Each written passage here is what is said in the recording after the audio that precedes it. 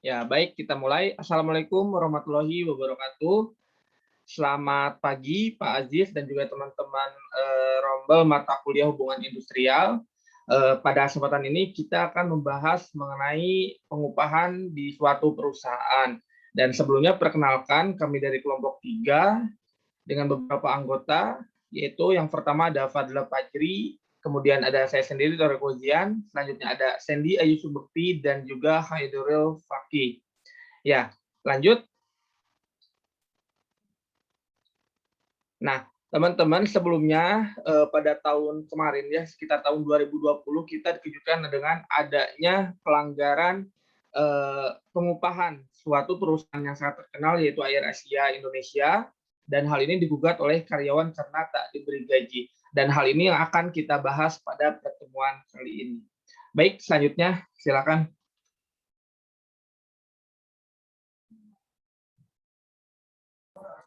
Oke, untuk yang pertama yaitu tentang pengertian pengupahan. Upah merupakan salah satu komponen penting dalam melakukan hubungan industrial. Upah merupakan sebuah hak yang harus diterima oleh pekerja dari pemberi kerja setelah mereka melakukan pekerjaannya. Pengupahan ini memiliki dasar hukum yang kuat. Nah, dasar hukum yang kuat ini dibahas pada Undang-Undang Dasar 1945, pasal 28D ayat 2, yang berbunyi, setiap orang berhak untuk bekerja, serta mendapat imbalan dan perlakuan yang adil dan layak dalam hubungan kerja. Nah, berdasarkan pasal ini, kita sudah dapat mengerti jika orang yang bekerja wajib mendapatkan upah mereka atau imbalan mereka karena itu merupakan salah satu bentuk hak yang harus diterima dari pekerja-pekerja tersebut. Nah, selain itu, menurut kita akan membahas di KBBI ya. Nah, upah menurut KBBI yaitu pembalasan jasa atau sebagiannya membayar tenaga kerja yang sudah dikeluarkan untuk mengerjakan sesuatu.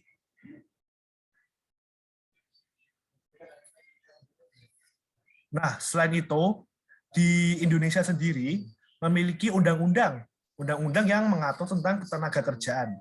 Nah, undang-undang yang mengatur ketenagakerjaan ini yaitu Undang-Undang Nomor 13 Tahun 2003. Nah,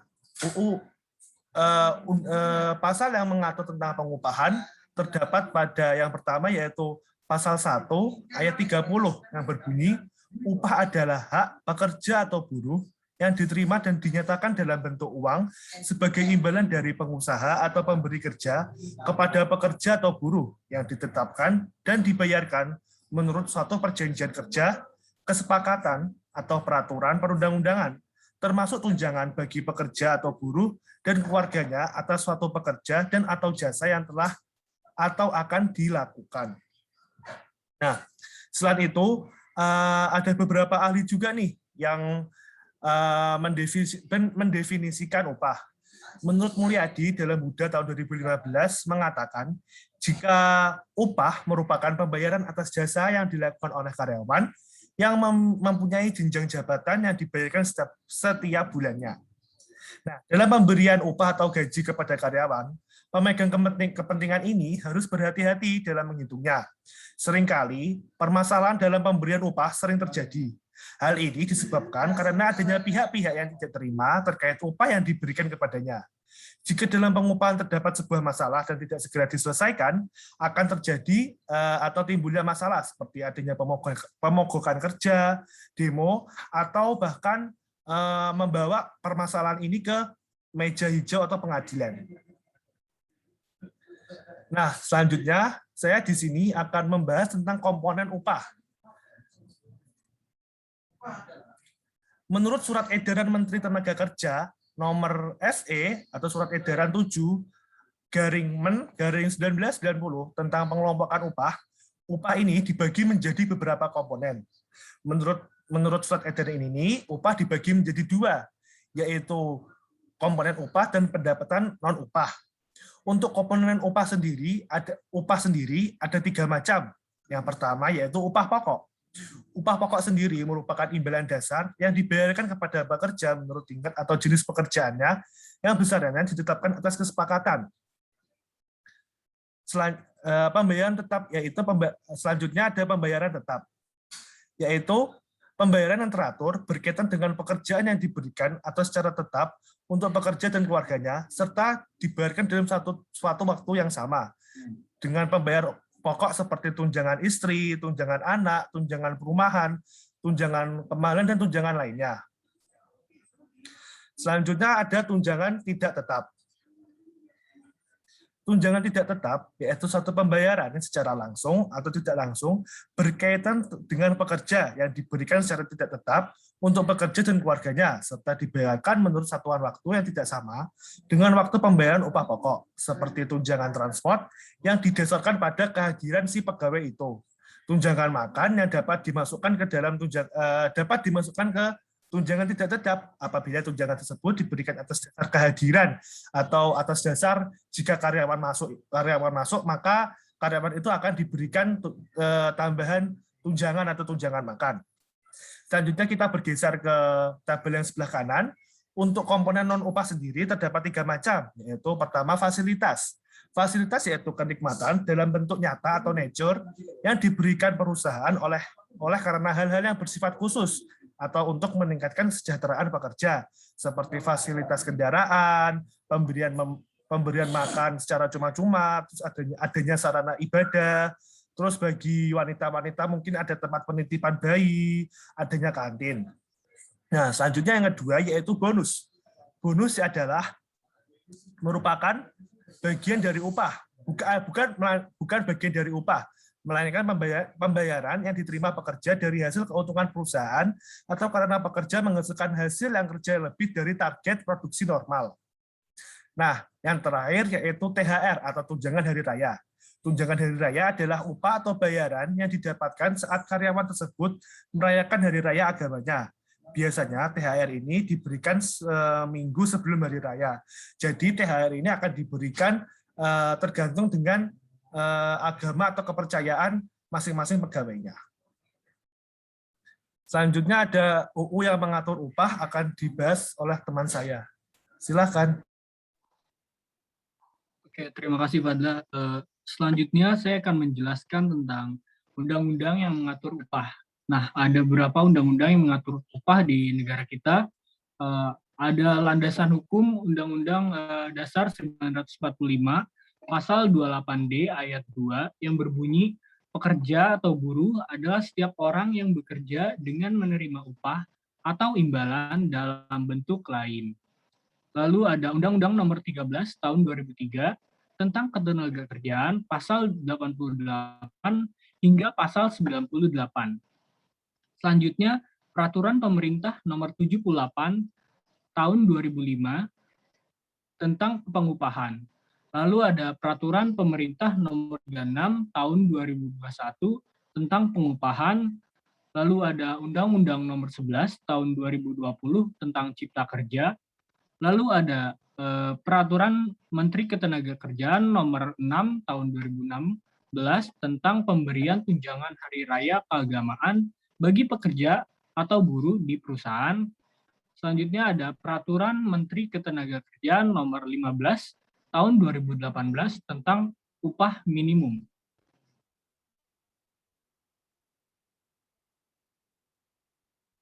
Oke, selanjutnya ini adalah syarat-syarat pengupahan. Syarat seorang pekerja mendapatkan upah tertuang pada Undang-Undang Nomor 13 Tahun 2003 tentang Ketenagakerjaan pada Pasal 98 ayat 1, yaitu upah tidak dibayar pekerja atau buruh apabila upah tidak dibayar apabila pekerja atau buruh tidak melakukan pekerjaan. Namun lebih lanjut, untuk melindungi hak-hak pekerja pada Pasal 93 ayat 2 disebutkan ada beberapa kondisi di mana perusahaan harus membayar upah. Di antaranya itu pekerja atau buruh sakit sehingga tidak dapat melakukan pekerjaannya. Lalu pekerja atau buruh perempuan yang sakit pada hari pertama dan kedua masa haidnya sehingga tidak dapat melakukan pekerjaan.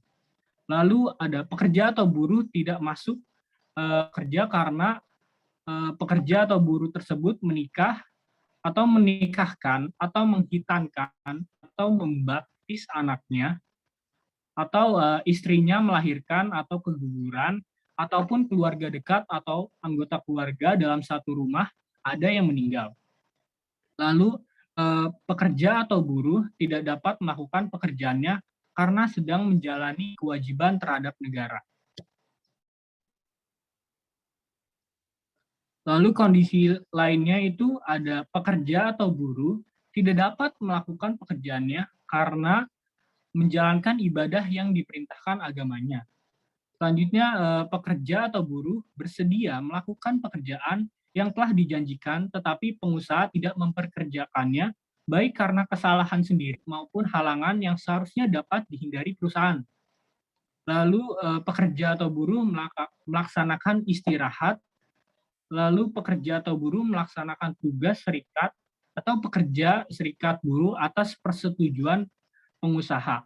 Dan yang terakhir, pekerja atau buruh melaksanakan tugas pendidikan dari perusahaan.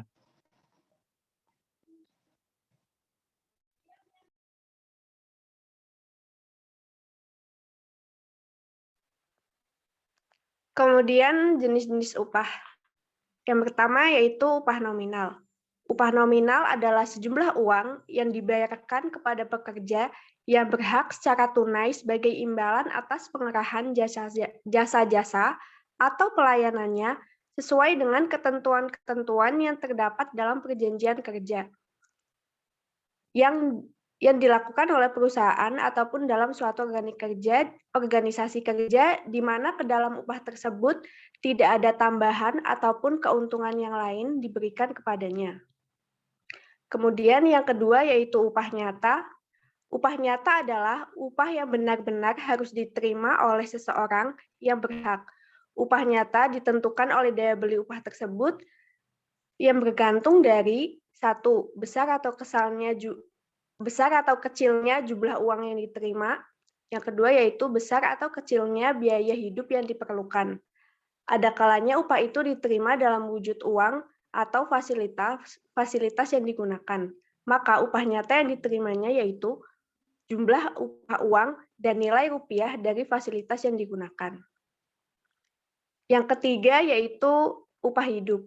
Dalam hal ini, upah yang diterima seorang pekerja itu relatif cukup untuk membiayai keperluan hidup yang lebih luas, yang tidak hanya keperluan pokoknya saja, tetapi sebagian dari kebutuhan sosial keluarganya, misalnya pendidikan, bagi bahan pangan yang memiliki nilai gizi yang lebih baik, iuran asuransi jiwa, dan beberapa lainnya lagi. Kemudian yang keempat, upah minimum. Pendapatan yang dihasilkan para buruh dalam suatu perusahaan sangat berperan dalam hubungan ketenagaan kerja. Seorang pekerja adalah manusia dan dilihat dari segi kemanusiaan sewajarnya lah pekerja mendapatkan penghargaan dan juga perlindungan yang layak. Upah minimum juga tergantung pada kebijakan di setiap daerahnya. Yang kelima adalah upah wajar. Upah yang secara relatif dinilai cukup wajar oleh pengusaha dan para pekerjanya sebagai uang imbalan atas jasa-jasa yang diberikan pekerja kepada pengusaha atau perusahaan sesuai dengan perjanjian kerja di antara mereka. Next. Kemudian perlindungan pengupahan. Merupakan kebijakan negara agar upah dapat menjamin kelangsungan bagi kepentingan pekerja dan keluarganya, baik yang menyangkut jumlahnya, kepastian, waktu, dan tempat pembayaran maupun upah pada waktu berhalangan kerja. Substansi yang diatur dalam perlindungan upah terdiri dari upah minimum, upah kerja lembur, upah tidak masuk kerja karena berhalangan, 4. Upah tidak masuk kerja karena melakukan pekerjaan lain di luar pekerjaannya. Yang kelima, upah karena menjalankan hak waktu istirahat kerja. Yang keenam, bentuk dan cara pembayaran upah. Yang ketujuh, denda dan potongan upah. Yang kedelapan, hal-hal yang dapat diperhitungkan dengan upah. Yang kesembilan, yaitu struktur dan skala pengupahannya proporsional. Yang kesepuluh, upah untuk pembayaran pesangon. Dan yang ke-11 adalah upah untuk perhitungan pajak penghasilan. Kemudian selanjutnya akan dijelaskan oleh Saudara Zian. Ya, baik, terima kasih. Nah, untuk selanjutnya kita akan melihat melihat mengenai pelanggaran-pelanggaran pengupahan yang dilakukan oleh perusahaan, ya. Dalam hal ini yaitu Air Asia Indonesia. Dan berita ini dilansir dari kompas.com pada tahun 2020, sekitar 1 tahun ke belakang. Ada sebanyak 14 karyawan tetap ya di sini menggugat Air Asia Indonesia ke ranah hukum melalui firma hukum Yodo Diningrat dan juga rekan-rekannya. Nah, salah satu kuasa hukum ini menyatakan bahwa Air Asia ini menelantarkan pekerjanya atau karyawannya dengan tidak membayar gaji selama sekitar 6 bulan. Selain itu, si Air Asia ini juga sebelumnya sudah memotong upah gaji para pekerjanya itu karena dengan alasan terdampak pandemi. Kemudian selain itu juga si Air Asia ini telah melakukan pemecatan terhadap beberapa kru dan juga kapten pilot tanpa adanya kepastian dan juga kejelasan, juga tidak mendapatkan gaji pengganti. Dan hal ini merupakan suatu pelanggaran yang dilakukan oleh perusahaan ini terhadap pasal 169 ayat 1 huruf C dan juga huruf D pada Undang-Undang Ketenagakerjaan tahun 2003 yang berbunyi yaitu karena perusahaan ini tidak membayarkan gaji lebih daripada 6 bulan secara berturut-turut dan juga tidak melaksanakan kewajiban si perusahaan ini seperti iuran BPJS, asuransi kesehatan, dan juga memotong upah secara sepihak. Dan untuk sumbernya ini ada di kompas.com, autornya ada Wiryono S pada tahun 2020. Mungkin itu yang bisa kami sampaikan. Mohon maaf apabila ada kekurangan dari penyampaian kami, dan semoga menjadi perhatian bagi kita semua. Dan untuk selanjutnya kita akan melihat sejenak mengenai ringkasan apa yang telah kami sampaikan sebelumnya.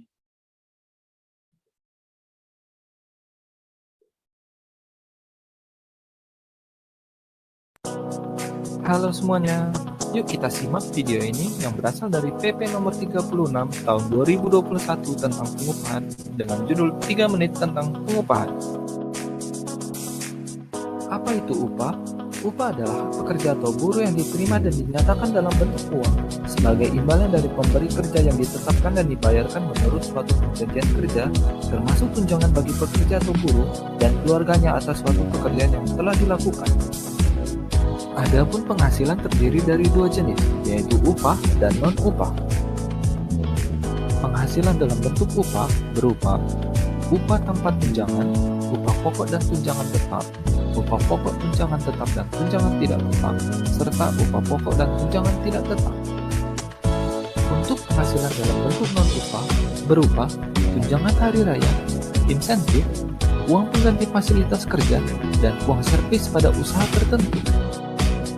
Struktur dan skala upah digunakan sebagai pedoman pemberian upah pada pekerja atau buruh, mulai dari jabatan terendah hingga jabatan tertinggi.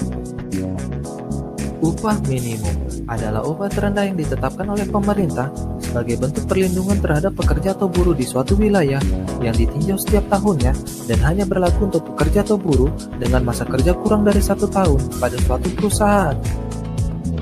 Usaha mikro dan usaha kecil dikecualikan dari ketentuan upah minimum dengan wajib mempertimbangkan faktor mengandalkan sumber daya tradisional dan tidak bergerak pada usaha berteknologi tinggi dan tidak padat modal. Perlindungan upah digunakan agar pekerja atau buruh tetap mendapatkan upah saat kerja lembur, berhalangan kerja, melakukan kegiatan di luar pekerjaan, melakukan cuti, dan melakukan pekerjaan yang telah dijanjikan namun terjadi kendala. Sanksi pidana diberikan kepada pengusaha apabila tidak membayar upah sesuai kesepakatan dan membayar upah lebih kecil dari upah minimum dengan hukuman pidana 1-4 tahun penjara atau denda mulai dari 100 hingga 400 juta rupiah. Sanksi administrasi diberikan kepada pengusaha apabila tidak memberikan atau terlambat membayar tunjangan hari raya, tidak memberikan uang servis pada usaha tertentu, tidak menyusun dan memberitahukan struktur dan skala upah, serta tidak memberikan bukti pembayaran upah dengan hukuman mulai dari teguran tertulis, pembatasan kegiatan usaha, penghentian sementara usaha, dan pembekuan kegiatan usaha. Untuk informasi selengkapnya bisa dilihat di jdih.kemnaker.go.id, Peraturan Pemerintah Nomor 36 Tahun 2021 tentang pengupahan. Dan jangan lupa untuk selalu mengikuti media sosial Kementerian Ketenagakerjaan seperti YouTube, Instagram, Facebook, dan Twitter.